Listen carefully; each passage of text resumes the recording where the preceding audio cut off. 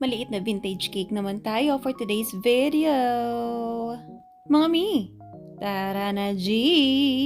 Umpisahan natin ang video na ito sa pag-flex ng chocolate syrup ng Achievers. Ayan, pang malakasan natin yan mga mima ko kapag ka moist chocolate cake ang flavor ng cake natin.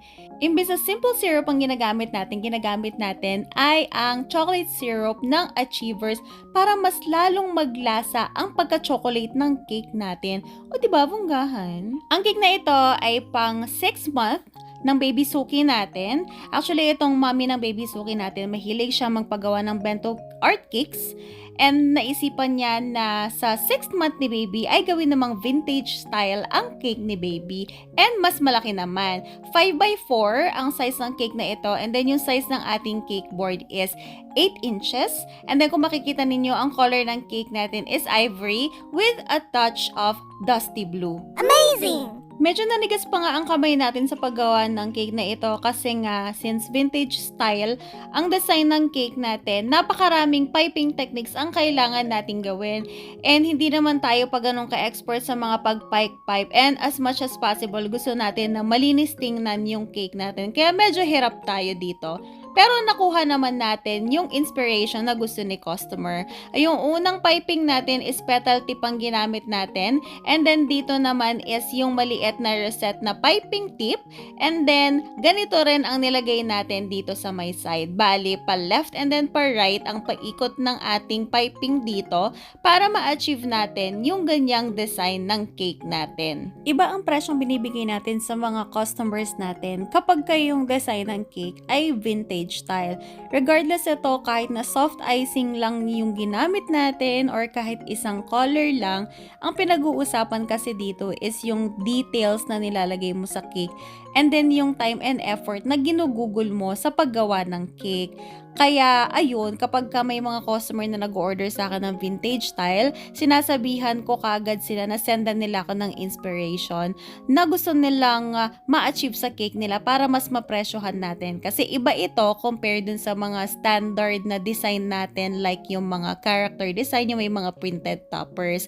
Kaya sa mga home bakers dyan na kagaya ko, may kita habit na tingnan nyo muna kung gaano ka-complicated yung pinapagawa ni customer sa inyo. Tapos saka nyo isipin kung magkano ang ipipresyo nyo. Hindi yung tapos nyo na yung cake, may deal na kayo ni customer. Tapos marirealize ninyo na mura nyo pala siyang nabenta. Masyakit yun mga mima ko. Ayan, dito sa part na to, nag-struggle talaga tayo kasi mahirap i-achieve yung parang pa-curtain effect ng icing na pag ganyan siya, dapat na pantay-pantay. So, ginawa na lang natin siya ng paraan to the point na kahit na hindi siya perfect, basta ma-achieve natin siya ng kahit papano. At medyo malinis naman siyang tingnan. So, carry bells naman yan sa customer natin.